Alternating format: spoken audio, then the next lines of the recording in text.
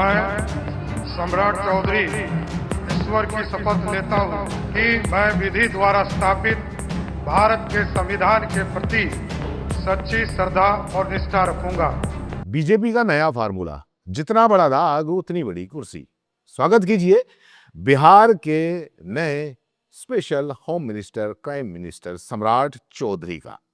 दोस्तों, भारतीय राजनीति का नया ट्रेंड है, साफ छवि वालों को घर भेजो और जिनके ऊपर केस हो उनको कुर्सी पर बैठाओ। नरेंद्र मोदी, निशिकांत दुबे, कंगना रनौत, स्मृति ईरानी और अब संदिग्ध डिग्री, फर्जी सर्टिफिकेट और 7 हत्याओं के मामले और 3 अलग अलग नामों से घूमने वाले एक और सम्राट, हाँ, सम्राट चौधरी अब बिहार के नए होम मिनिस्टर हैं।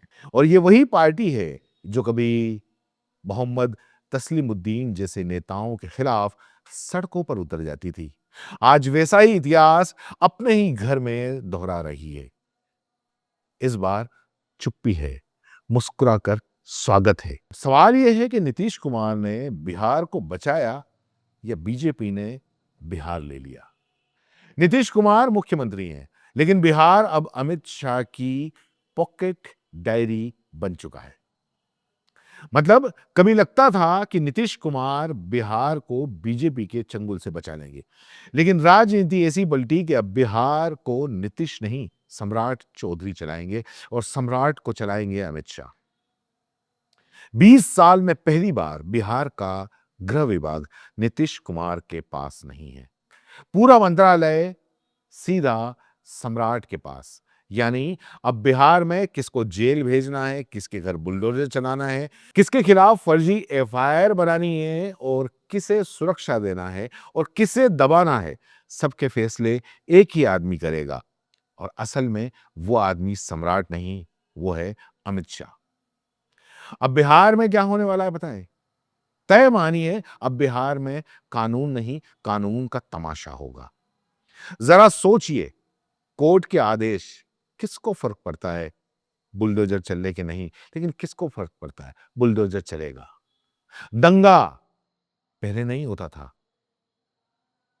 अब वक्त बताएगा। बजरंग दल, वीएचपी के जुलूस, मेन स्ट्रीट में रोजाना नए शो होंगे। धीरेन्द्र शास्त्री जैसे कथावाचक नई नई ब्रांचें खोलेंगे, क्योंकि बिहार अब नया हिंदू राष्ट्र ले बनने वाला है। ये सोच लीजिए। दाढ़ी टोपी देखकर पहचानना, जी हां, ये एक नया सिलेबस रहेगा बिहार के अंदर।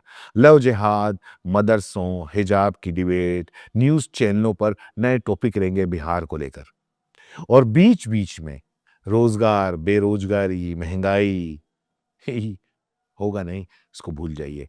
अगले 5 साल आप भगवा झंडा ढोएंगे और बिहार ढोएगा क्राइसिस। सम्राट चौधरी 3 नाम, 2 जन्म तारीखें और 7 हत्या के केस इन पर है। बिहार का गृह मंत्रालय उस आदमी के हाथ में है जिस पर खुद हत्याओं के केस हैं। वहां रहे राजनीति, वाह। प्रशांत किशोर ने इस शख्स का पूरा कच्चा चिट्ठा खोला था। 3 नाम, राकेश कुमार, सम्राट कुशवाहा, सम्राट चौधरी, लेकिन चेहरा एक ही। 2 जन्म तारीखें, फाइलें बदलो, जन्म भी बदल जाएगा। फर्जी बर्थ सर्टिफिकेट, जिससे हत्याओं के केस से बच गए। और डिग्रियां, एक तमिलनाडु की, एक कैलिफोर्निया की। दोनों संस्थाएं बंद हैं, वैसे ही जैसे मोदी जी की डिग्री वाली संस्था बंद है। 7 हत्याओं के केस और आज बिहार में होम मिनिस्टर। अरे भाई, ये कोई कॉमेडी नहीं है, ये हमारा लोकतंत्र है।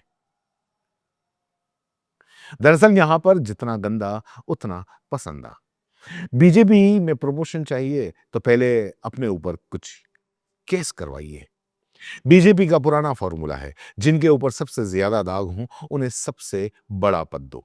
स्कूल में देखा होगा आपने, टीचर क्लास के सबसे शरारती और बदमाश बच्चे को मॉनिटर बना देता था।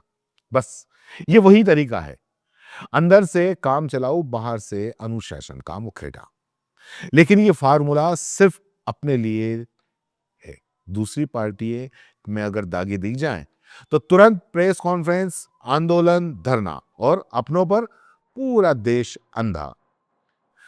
तस्लीमुद्दीन की बात आई थी तो तस्लीमुद्दीन वर्सेस सम्राट चौधरी, ये वही कहानी है, बस किरदार दो हैं, कहानी सिर्फ एक ही है। 1996 में बीजेपी जिसे दागी मिनिस्टर कहकर सड़कों पर उतर आई थी, आज उसकी ही कॉपी को होम मिनिस्टर बना दिया गया है। 1996 में बिहार के नेता मोहम्मद तस्लीमुद्दीन को गृह राज्य मंत्री बनाया गया था। तभी एमजे अकबर और अरुण शौरी ने उनके खिलाफ बड़े एक्सपोज छापे थे। बीजेपी सड़कों पर उतर आई, हंगामा इतना कि तस्लीमुद्दीन को इस्तीफा देना पड़ता। और अब सवाल, क्या एमजे अकबर आज सम्राट चौधरी के खिलाफ लिखेंगे? क्या अरुण शौरी आज एक्सपोज करेंगे? नहीं, क्योंकि आज दोनों बीजेपी के अपने लोग हैं और मीडिया, वो तो आज राजा की जूतियों की धूल भी गर्व से चाटता है। गोदी मीडिया, जी हां, मीडिया चौकीदार नहीं, चापलूस बन चुका है। आज का मीडिया बस राजा का पॉलिश बॉय है। अरबों के मीडिया साम्राज्य आज सिर्फ दो लोगों की सेवा कर रहे हैं, नरेंद्र मोदी और अमित शाह। आज किसी न्यूज रूम में किसी एंकर की हिम्मत नहीं है कि सम्राट चौधरी पर एक सवाल भी पूछ ले। इसलिए ये जिम्मेदारी हम जैसे लोगों की है, जो जानते हैं कि सच बोलने की कीमत क्या होती है। दोस्तों, ये कहानी सिर्फ सम्राट की नहीं है, ये उस सिस्टम की है जहां अपराधी रसूखदार बनते हैं, जहां जनता सिर्फ दर्शक। अगर आप इस वीडियो का एक एक शब्द समझते हैं तो बिहार का भविष्य आपके सामने है।